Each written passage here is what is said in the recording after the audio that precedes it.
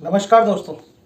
आज की इस वीडियो में हम दो डॉग ब्रीड्स को कंपेयर करने वाले हैं, जिसमें एक होगा अमेरिकन बुली और दूसरा होगा अमेरिकन पिटबुल टेरियर यानी एपीबीटी। तो कौन सा डॉग आपके लिए बेस्ट है उसके बारे में जानते हैं। अच्छा, इस वीडियो में मैं हिस्ट्री के बारे में या डॉग के फैक्ट्स के ऊपर नहीं बताऊंगा कि क्या उसकी एनाटॉमी होती है, कैसा होता है, क्योंकि ये मैंने पहले ही मेरी वीडियो में मेंशन कर रखा है। आप मेरे चैनल पर जाके चेक कर सकते हैं। इस चैनल पर यदि आप पहली बार आए हैं तो सब्सक्राइब जरूर कर लेना, वीडियो पसंद आए तो लाइक जरूर करना। मैं बात करता हूँ अमेरिकन बुली और पिटबुल के बारे में। तो देखो, अमेरिकन बुली जो है वो 4-5 साइज के अंदर आते हैं। Standard, pocket, micro, excel, double excel. अब तो क्या है कि एक नैनो जो अमेरिकन बुली आता है वो भी आ गया है, मतलब माइक्रो से भी छोटा है वो। तो ऐसे डिफरेंट डिफरेंट साइज में अमेरिकन बुली आते हैं। वहीं जो पिटबुल है वो सिर्फ एक ही साइज में आएगा, कॉम्पैक्ट साइज में। मैं बात कर रहा हूँ जर्मन एपीबीटी की। अगर हम इनकी एनाटॉमी की बात करें तो जो एपीबीटी है वो थोड़े स्लिम होते हैं, मस्कुलर होते हैं। वर्ल्ड की सबसे ज्यादा मस्कुलर डॉग ब्रीड की लिस्ट में फर्स्ट नंबर पे एपीबीटी आता है, अमेरिकन पिटबुल टेरियर। पूरी मसल्स डेवलप्ड होती हैं। वहीं अमेरिकन बुली हैवी होते हैं। उनका बोन साइज, उनकी चेस्ट काफी ब्रॉड होती है, हेड काफी बड़ा होता है, और एक तरीके से हम कह सकते हैं कि एक हैवी जो बॉडी बिल्डर होता है ना, उस टाइप के होते हैं अमेरिकन बुली। मस्कुलर ये भी होते हैं। इन दोनों डॉग्स को अगर आपको मस्कुलर बनाना है तो इस चीज का ध्यान रखिए, इनकी डाइट अच्छी होनी चाहिए, प्लस वर्कआउट अच्छा होना चाहिए। वर्कआउट ऐसा नहीं है कि वॉक करवा के लिए आए, इसमें इसके मसल डेवलप नहीं होंगी। इनको वेट पुलिंग, जंपिंग, इस टाइप के इनको गेम करवाने पड़ते हैं, तब कहीं जाके इनकी मसल्स डेवलप होती हैं। अच्छा, अमेरिकन बुली जो लोग रखते हैं वो क्या करते हैं कि अपने डॉग को मस्कुलर बनाने के चक्कर में बॉडी गेनर जो होते हैं वो देने लग जाते हैं, जो कि गलत होता है ना। उससे क्या होगा कि उसके इम्यूनिटी सिस्टम पे भी इफेक्ट पड़ता है। कुछ बॉडी गेनर्स अच्छे आते हैं लेकिन वो काफ़ी एक्सपेंसिव आते हैं। उससे अच्छा है आप पनीर, सोयाबीन, इनका प्रयोग ज़्यादा करें। नॉन वेज देते हैं तो एग का प्रयोग ज़्यादा करें, ठीक है।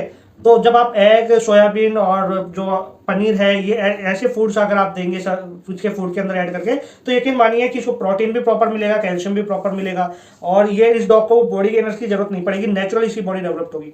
हाँ, ये जरूर ध्यान रखें, यदि आप होममेड फूड दे रहे हैं तो आपको बहुत सारी चीज़ें इसमें ऐड करनी पड़ेगी, ठीक है। डिफरेंट डिफरेंट टाइप की चीज़ ऐड करनी पड़ेगी और थोड़ा मेहनत वाला काम भी होगा। और यदि आप इसको पैकेट फूड देते हैं तो अच्छी क्वालिटी का दें। ऐसा नहीं है कि आप सस्ता फूड उठा लें, उससे तो फिर डॉग और बेकार हो जाएगा। अब आप चाहे होममेड फूड दें चाहे आप पैकेट फूड दें, इस चीज़ का ध्यान रखो।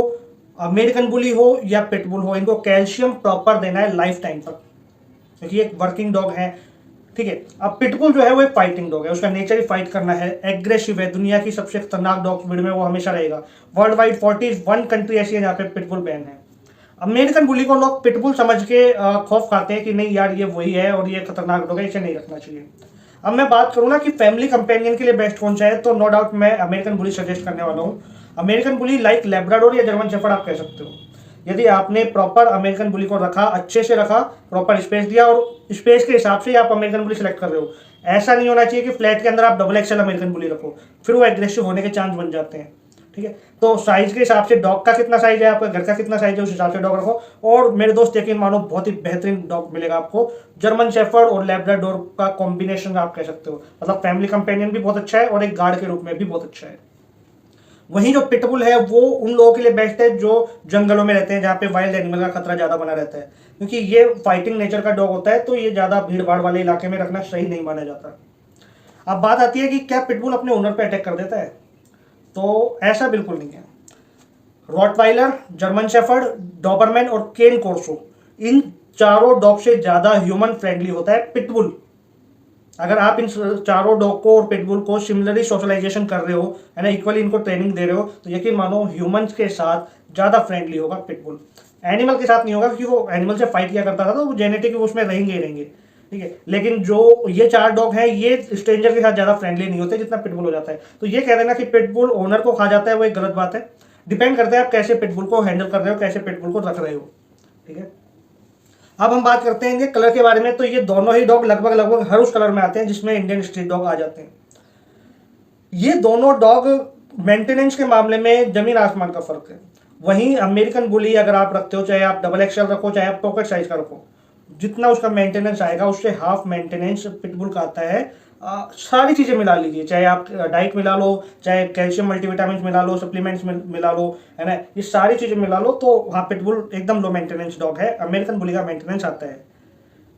इनके बाल ना के बराबर होते हैं, तो बाल झड़ने की समस्या, बाल तो झड़ेंगे लेकिन आपको ज़्यादा प्रॉब्लम नहीं करेंगे।